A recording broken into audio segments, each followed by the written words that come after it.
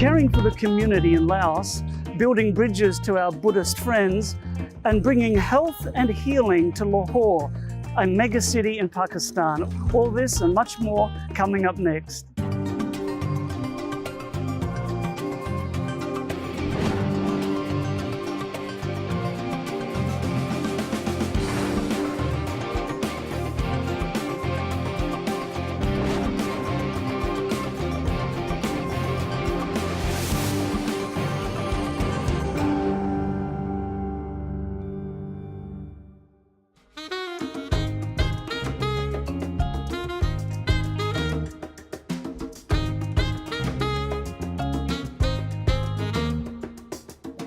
Hello and welcome to Mission 360. I'm Gary Krause. Today's program is coming to you from Accra, Ghana. This is a wonderful city, and in some ways it's bewildering because you come to some parts of the city and it's very modernized, a lot of commerce and business, 21st century. Then you come to this beautiful fishing village, the Jamestown fishing village, and in many ways it's like going back to Bible times as you see the fishing nets and you see people casting the nets out here, and it's just a city of wonderful contrast. We'll be learning more about Ghana on this program, but first up, let's travel a long way from here to the country of Laos. In the country of Laos, Adventists are emulating Jesus' ministry of healing.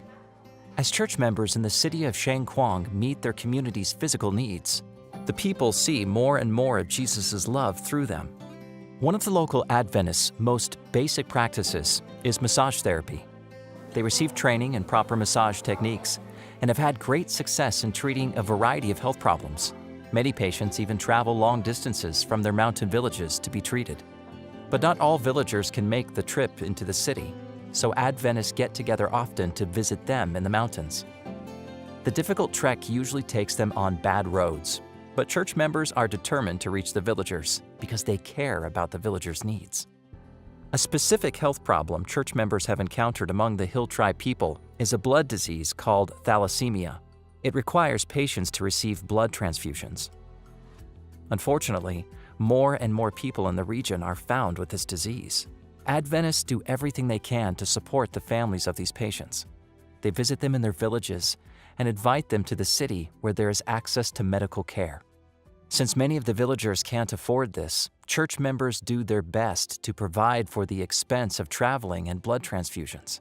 They are currently supporting 42 patients, and the number keeps growing. It's common for families to accept the church members' offer to go to the hospital. When the families visit, they have no place to stay, so the pastor opens his home to anyone who needs accommodation. The pastor's humble home can only fit 1 or 2 families at a time. Family members sleep on the floor wherever there is space. Once the patient goes to the hospital, church members visit them regularly to see how they are doing. As local families get to know the Adventists, a lot of them ask for prayer. They ask why Adventists are so compassionate and caring. Many of the families have begun attending church as a result of hearing about Jesus.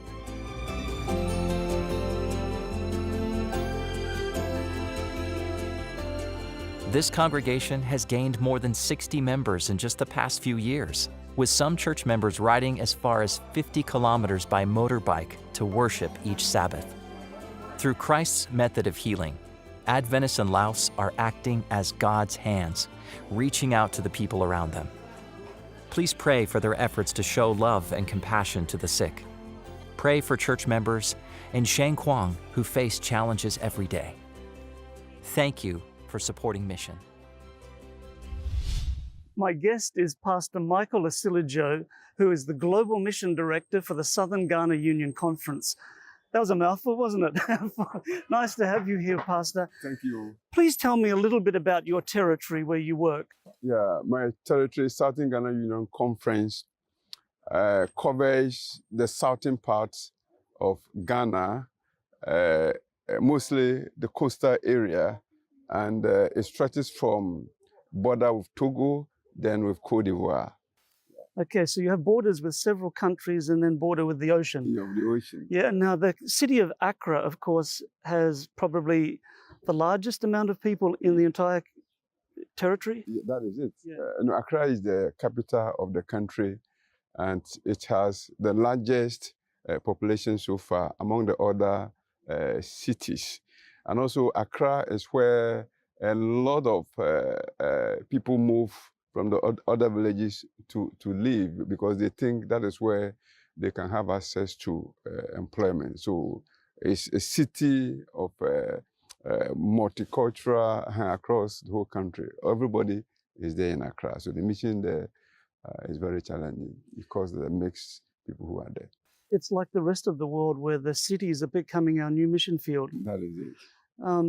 When you look at your territory, what would you say are some of the biggest challenges you are facing? Like I said earlier on, when we look at the Southern Ghana Union Conference, where we are having a lot of challenges regarding mission is along the coast. Right. The fisher folks, because they are mostly involved in this kind of dual religion. They are used to depending on spirits for the nature of the work that they do. So it is very difficult reaching them. Yes. The Adventist message. Now, Pastor, we have global mission pioneers working in your territory. Tell me about them. Yeah, currently the Southern Ghana Union Conference has 7 projects, 7 global mission projects, and each of the projects has 2 pioneers who are in the communities working as global mission pioneers. And in fact, the young people are doing very well so far since the project started in 2015 up to date. Though the whole union at large has increased membership from 117,000 to 160,000 currently. And so far, the global mission work has added 301 new converts to the whole membership group. So it means that the work of the global mission is actually helping the growth of the church in the Southern Ghana Union Conference. Wonderful. Now, tell me what the pioneers do. The pioneers are put in specific community with specific people group, and they normally use Christ's method of ministering to the people. They mingle with them, and in an attempt to win their confidences, some of them engage the community with certain projects that the community normally do, like cleanup campaigns, and some of them also get involved in, especially those in the rural communities. They go with the farmers to their farms, they assist them here and there.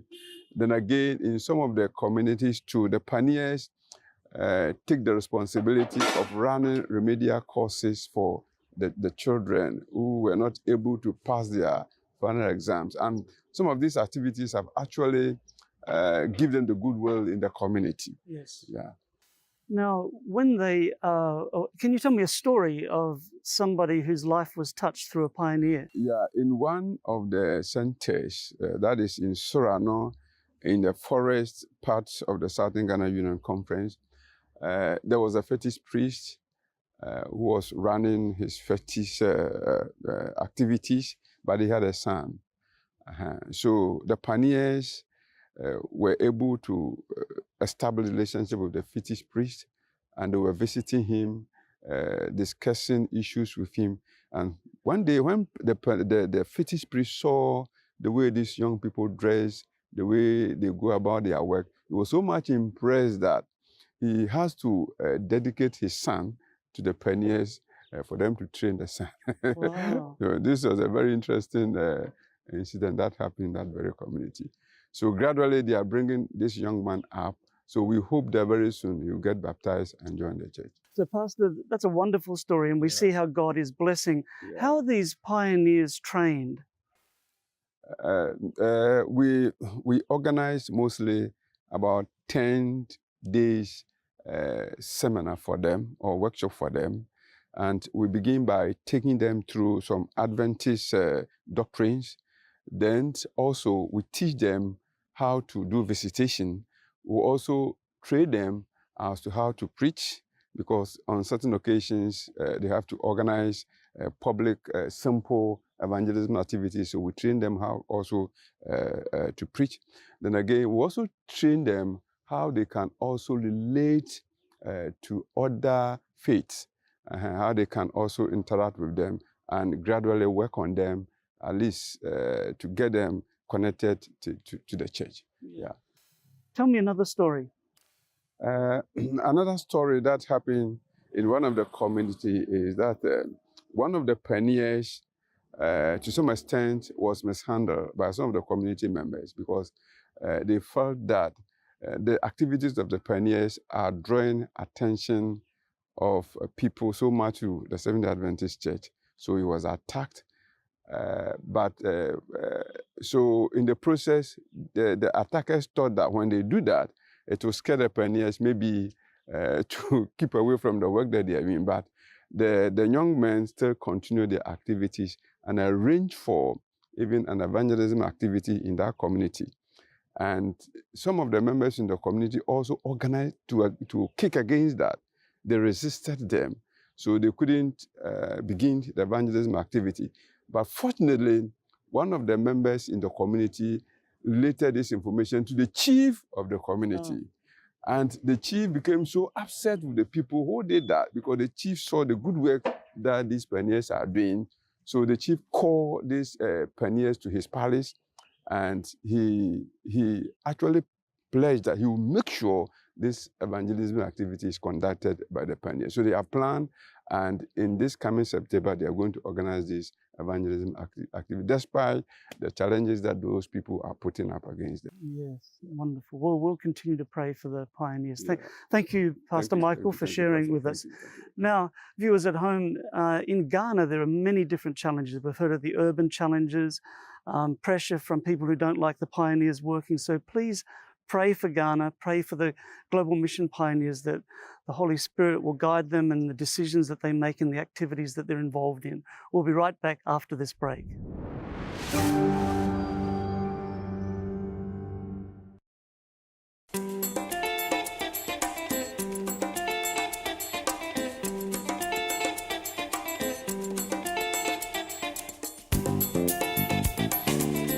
Welcome back to Accra, Ghana, and more specifically to Independence Square.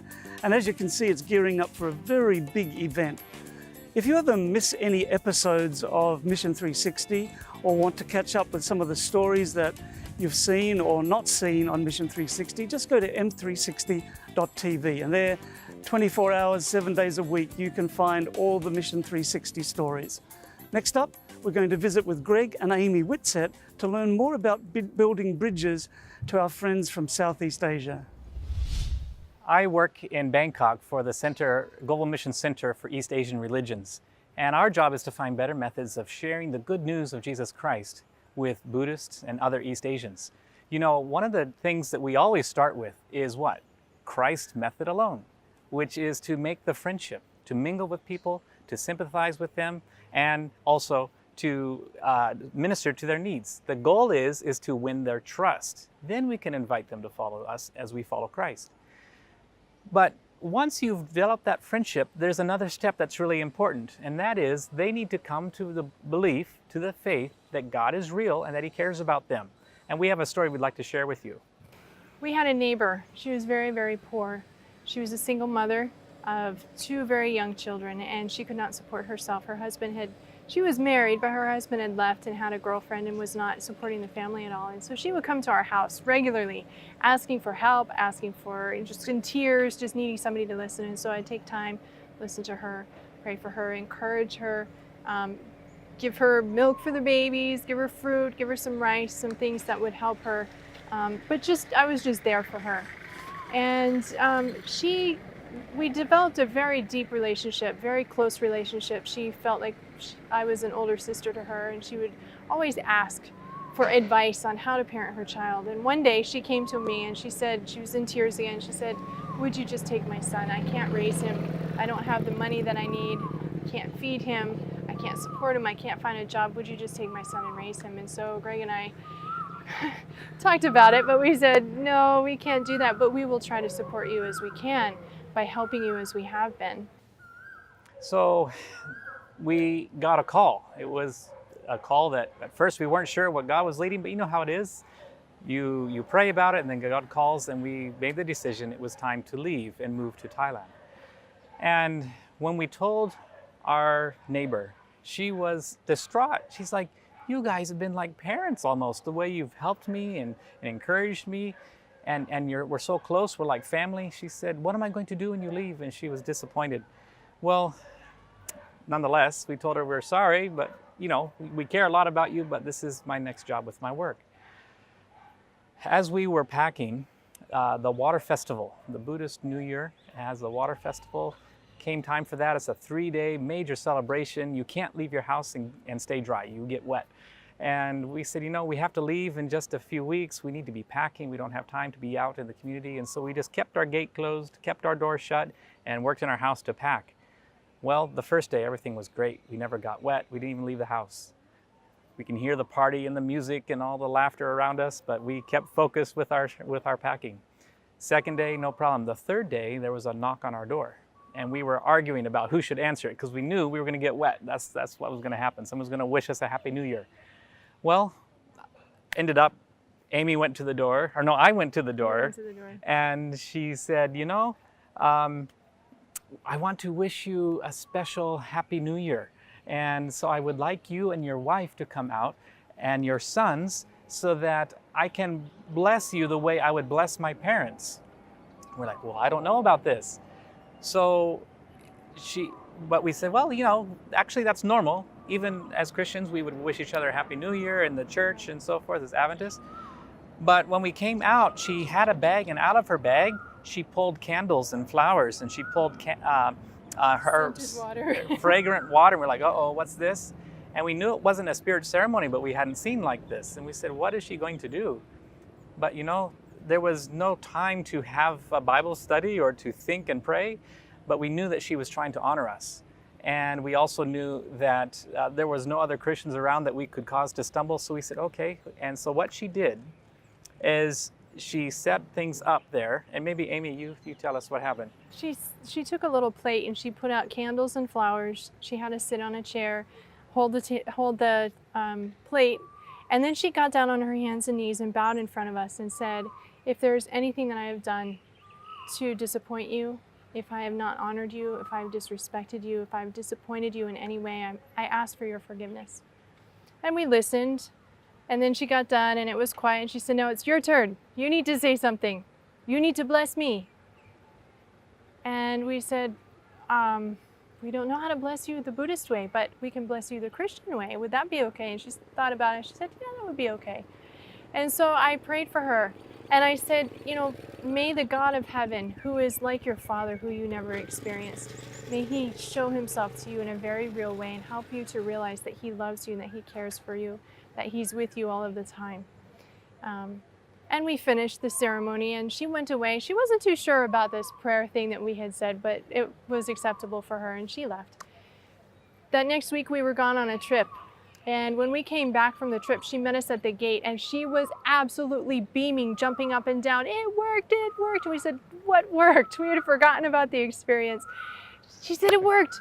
I said, what worked? And she said, your prayer worked. Your God is real. She said, the day after you left, a school called me and asked me to come and work for them and that they have daycare for my children. So I have a job. She said, the day after that, my husband called me and he came home and he said, I've been so sorry. I'm so sorry I've been so wrong. I want to try again. Will you accept me back? She said, God gave me a job and God gave me my family back again. She said, your God is real. I know he's real. You know, I can't begin to tell you how uncomfortable we were with her bringing out this water and the candles and this sort of thing. She didn't like them. She just laid them there on the table and we're like, what is this? And so when we left that prayer time, we prayed. We said, Lord, if we have somehow dishonored you or done something wrong, please forgive us. And we went on our trip and we forgot about it. We came back and this is what happened. It was humbling, to be honest. And what we realized is that God is the missionary. We didn't plan it. We didn't know what was going to happen. And we felt uncomfortable. But then God used this. She came to faith. And this is what we've realized. Once we have relationship and trust, the second thing is that we need to see that it is God's job to lead them to faith in him. That's right. Because all we're doing is sponsoring God's ministry. We can pray for people, but only God can change hearts. We can serve people's physical needs, but only God can show himself and inspire them, that he loves them. And that's what our job is. And we invite you, if you would like to know more, to go to the website cear.globalmissioncenters.org. And there you can get more information on this and other ways that you can share the gospel and your love of Jesus with your Buddhist friends. If you enjoy Mission 360 and the stories you see here, why don't you follow us on social media? You can search for Mission 360 on Facebook or Instagram, and you'll find a lot more about Frontline Global Mission. Next up, we travel to Lahore in Pakistan.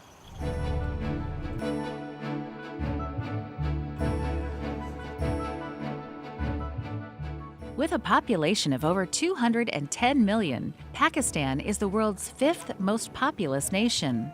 99% of its people are Muslim, and its urban populace is steadily growing.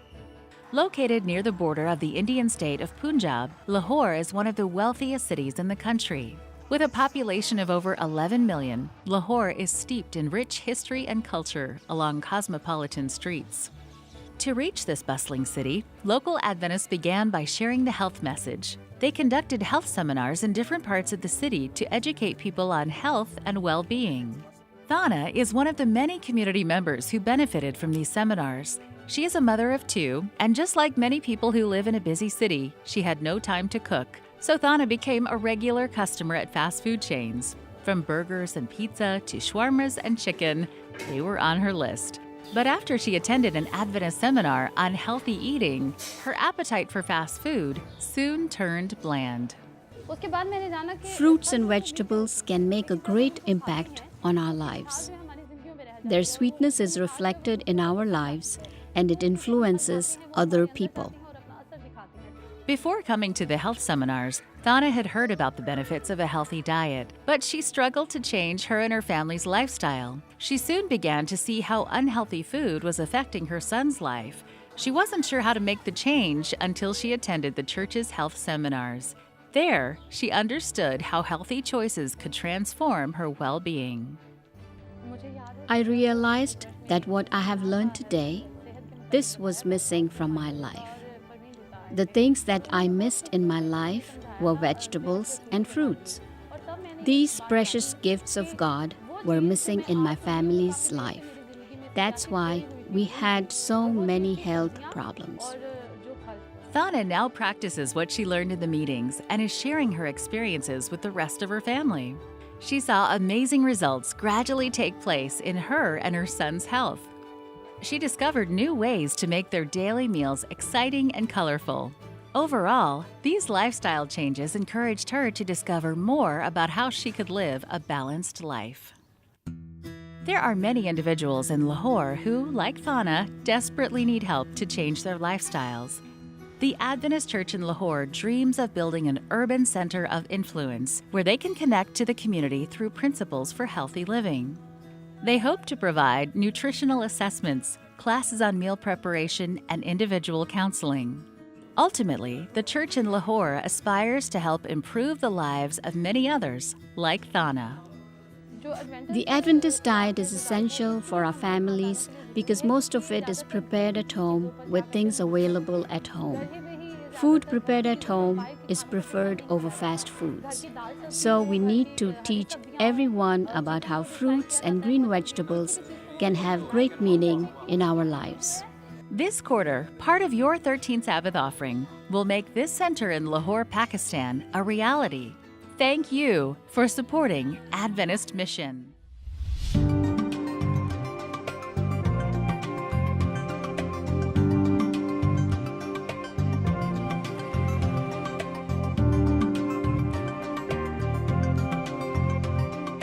Well, I'm so glad that you were able to join me today on Mission 360. And I hope that you enjoyed our 360-degree view of mission around the world. I hope that you were inspired, but I also hope that you were challenged by what you've seen and heard. And I want to thank you so much for being part of our Adventist Mission team. You support us so much through your prayers, through your finances. Every time you give your mission offerings, every time you donate to Global Mission, you do make a difference. Please pray for Ghana, for West Africa. pray for urban centres around the world. Many challenges still remain. I think of the 1040 window where so many people live, many of whom have never even heard the name of Jesus. Well, for Adventist Mission, I'm Gary Krause, and I hope that you can join me next time right here on Mission 360.